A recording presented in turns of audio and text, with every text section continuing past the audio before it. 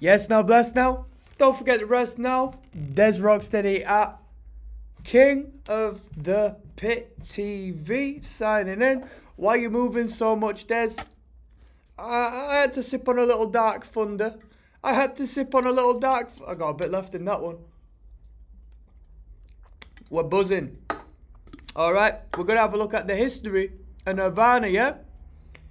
Obviously, there's going to be a heap of stuff to go through, so I'll see how much material we've got as far as the history that predates Bleach, and then we'll do another video in regards to the band's history that circulates around the album Bleach, and we'll go through the throws and just have a real deep dive into some interesting stuff. See if there's anyone interesting who have involved themselves within the band, any interesting factoids and whatnot. Of course, it is Wikipedia, so if you've got any disputes or want to disagree or agree with anything we come across, let me know. Aside from that, I performed with my hardcore band Chimpanzee yesterday, so my voice is knackered, alright? But I digress. Let us move forward, shall we? So, Nirvana was an American rock band formed in Aberdeen, Washington in '87, founded by lead singer and guitarist Kurt Cobain and bassist Chris Novoselic. The band went through a succession of drummers, most notably Chad Channing, before recruiting Dave Grohl in the 90s. So Chad Channing is an American musician who is best known as the former drummer of the rock band Nirvana from 88 to 90, during which time they recorded and released their debut album Bleach. He also appears on Polly in the follow-up album Nevermind. Very interesting. And it also says that he sings and plays bass in the band Before Cars. Never heard of them. Never heard of any of the bands he was formerly a member of either. So there we go. A little factoid in regards to Chad. When I did the Bleach listen through, I just always assumed that Nirvana were the three-piece I was aware of from the get-go. I understood that they had that Pat Smear fella in the band for whichever period. Was it Pat Smear? Am I right in saying so? Let me just double check that. We got a whole past members section. Pat Smear, yeah, but he didn't come in until '94, and that's interesting because Pat Smear was in the Germs, right? Which is crazy, and now he's in Foo Fighters. Am I right in saying that? Either way, I digress. I didn't know it wasn't Dave Grohl on Bleach, so I listened through Bleach saying, oh yeah, Dave's playing a mean rhythm here, he can hit them drums and all that. I had no idea, so shout out to my man Chad. Nirvana's success popularised alternative rock, and they were often referenced as the figurehead band of Generation X. What's Generation X then? The demographic cohort following the baby boomers. I never got all of this generation stuff. I don't know the generations for all. I heard the generations like 21, 22, 23, 24 years or something. That's one generation. I don't know. Their music maintains a popular following and continues to influence modern rock culture. Do you think Nirvana's influence will stop? What do you reckon? In the late 80s, Nirvana established itself as part of the Seattle grunge scene, releasing its first album, Bleach, for the independent record label Sub Pop in '89. They developed a sound that relied on dynamic contrasts, often. But let me just say something. Bleach coming out in '89 is crazy, because I personally associate grunge with the 90s through and through, and I understood it really flourished in the 90s, but to say Bleach was out in '89, that just goes to show how ahead of the masses grunge was. And let me ask you a question. Was Bleach or Nirvana, was that the foundation of grunge? Was that grunge full stop, and then all of these other bands came out of the woodwork? So they developed a sound that relied on dynamic contrasts, often between quiet verses and loud heavy choruses, which you could say for most songwriting, to be fair with you. You know what I mean? Radiohead do the same thing. After signing to major level DGC Records in '91, Nirvana found unexpected mainstream success with Smells Like Teen Spirit. The first... hold on, who's DGC Records? Division of Interscope Geffen A&M Records, which is owned by Universal. So if you didn't know, Universal as the umbrella company is the biggest record label in the world. Mainstream 101. The first single from their landmark second album, Nevermind, which I personally think is Nirvana's best record. That was put out in 91. A cultural phenomenon of the 90s, Nevermind was certified diamond by the RIAA and is credited for ending the dominance of hair metal. That's such a bold statement. To be diamond, you need to sell... Let's have a look.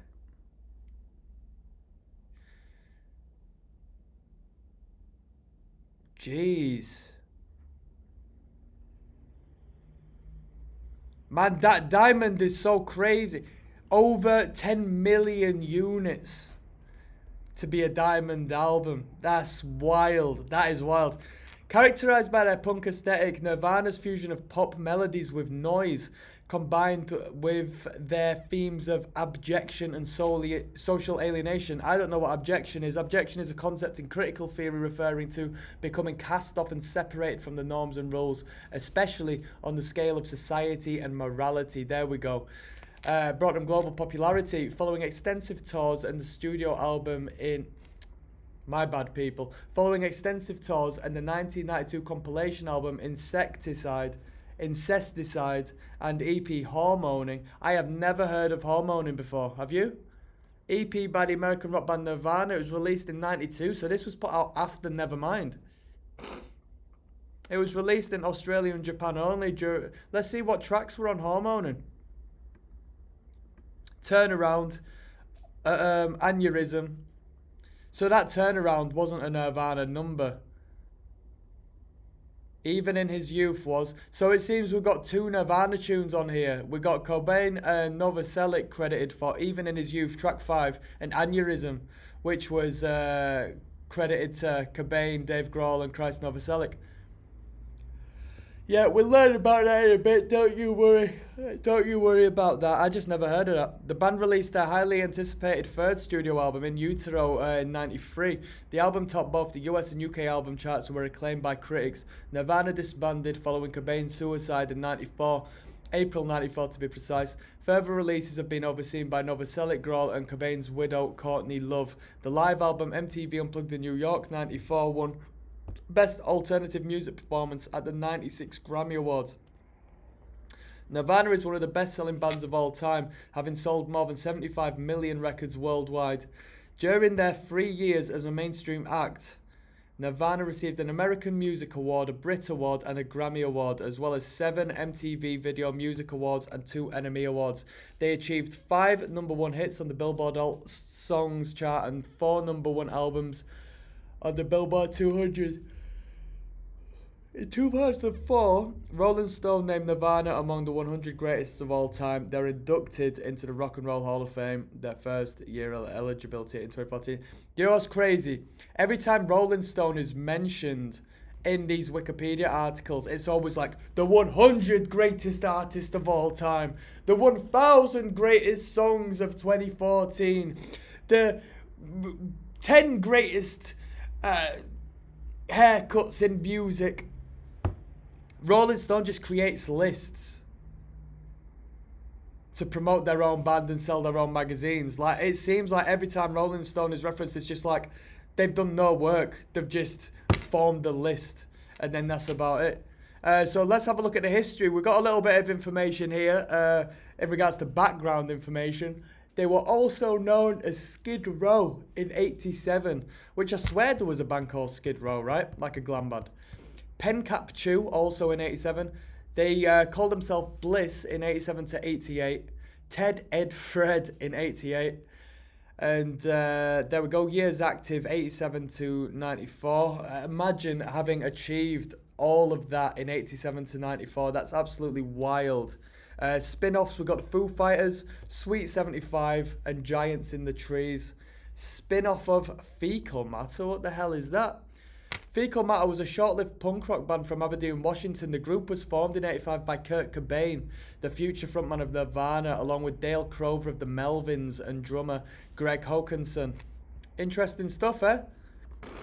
So Kurt Cobain definitely really overtly influenced by punk rock.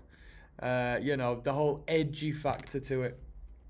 So let's have a look at the formation in the early years of Nirvana, shall we? So, singer and guitarist Kurt Cobain and bassist Chris Novoselic met while attending Aberdeen High School in Washington State. The pair became friends while frequent in the practice space of the Melvins. So I've never delved into the Melvins. Their early work was key to the development of both grunge and sludge metal. Sludge, initially they performed as a trio, but later also sometimes appeared as a quartet. So maybe the Melvins is someone we should check out, is that right? Cobain wanted to form a band with Novoselic, but Novoselic did not respond for a long period. Cobain gave him a demo tape of his project Fecal Matter. 3 years after the first two met, Novoselic notified Cobain that he had frequently listened to the Fecal Matter demo and suggested they start a group. Their first band, The Sellouts, was a Creedence Clearwater Revival tribute band. We've got one here that plays every weekend, so whoever Creedence Clearwater Revival is, there's plenty of tribute bands out there still making noise for him. The project featured Novoselic on guitar and vocals, Cobain on drums and Steve Newman on bass, but only lasted a short time. Another project, this time featuring originals, was also attempted in late '86.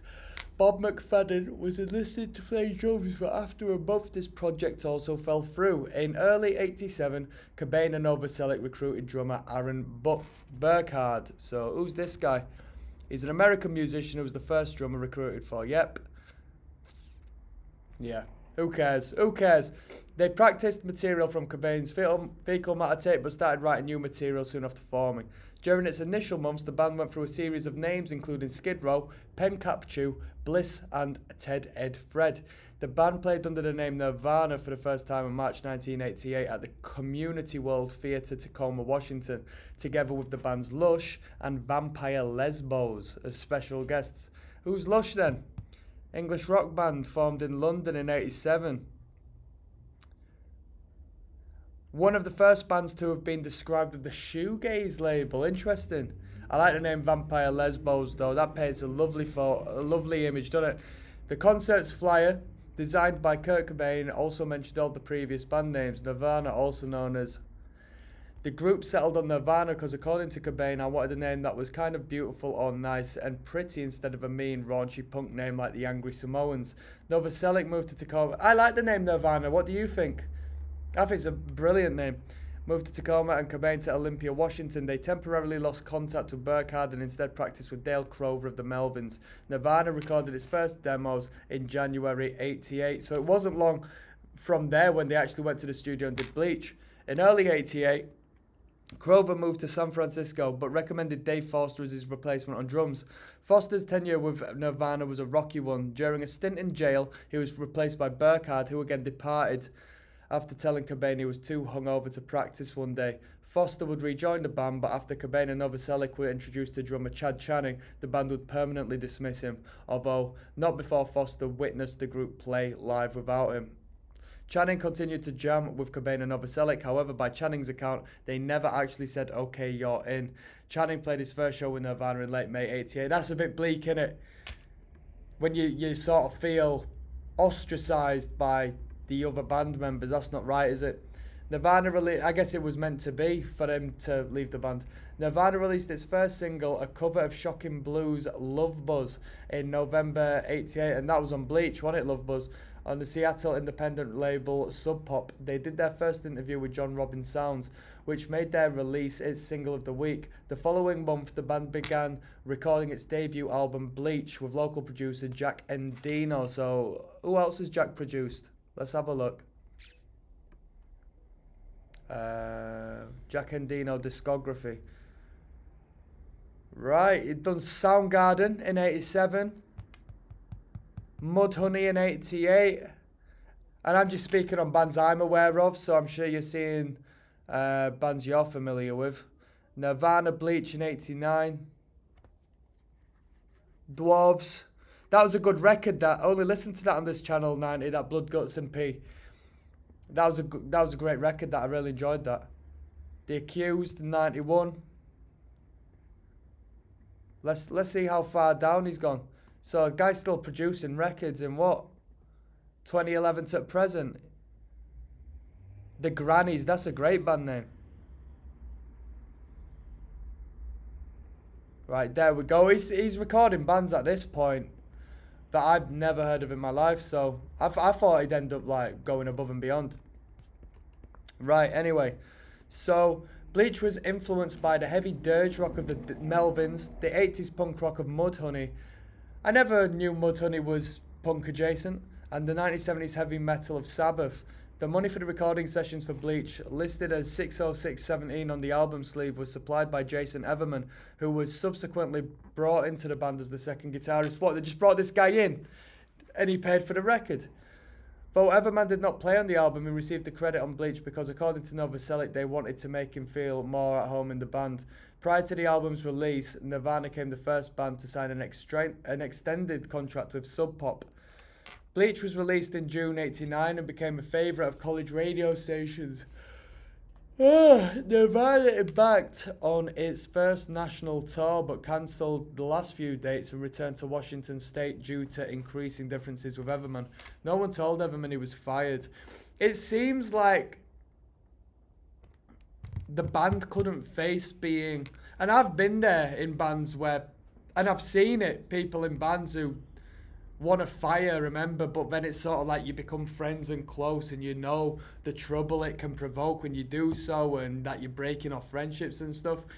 But it's clear that the band, Kurt Cobain and Chris Novoselic, were frightened of creating that relationship and breaking that relationship, because such as we heard, Chad Channing never really got told he was in the band.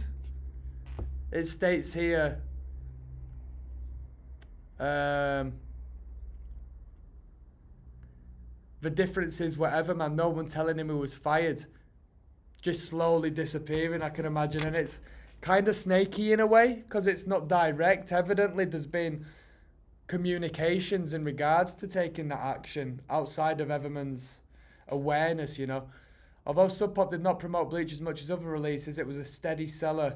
Slow Money's better than No Money and had initial sales of 40,000 copies. However, Cobain was upset by the label's lack of promotion and distribution. In late '89, Nirvana recorded the Blue EP with producer Steve Fisk. In an interview with Rob, Cobain said the band's music was changing. The early songs were really angry, but as time goes on, the songs are getting poppier and poppier. As I get happier and happier, the songs are now about conflicts and relationships, emotional things with other human beings.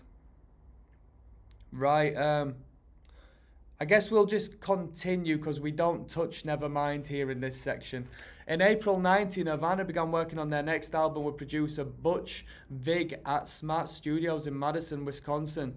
Cobain and Novoselic became disenchanted with Channing's drumming, and Channing expressed frustration at not being involved in songwriting as bootlegs of Nirvana demos with Vig began to circulate in the music industry and draw attention from major labels. Channing left the band.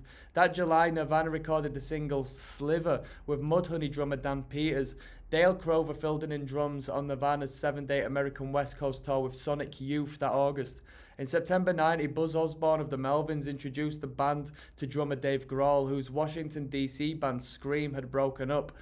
Scream still play, I think. I seen Scream perform over here at Rebellion Festival. Grohl, probably not with Dave Grohl. Grohl auditioned for Novoselic and Cobain days after arriving in Seattle. Novoselic said, "We knew in 2 minutes that he was the right drummer." Grohl told Q, "I remember being in the same room with them and thinking, what, that's Nirvana? Are you kidding?" Because on their record cover they look like Psycho Lumberjacks. I was like, what? That little dude and that big mother? You're kidding me. Right, so that was a little overview in regards to the early days of Nirvana. We're going to have a look at some of the information in regards to Bleach next. So hold on tight, people. I'll see you on the flip side.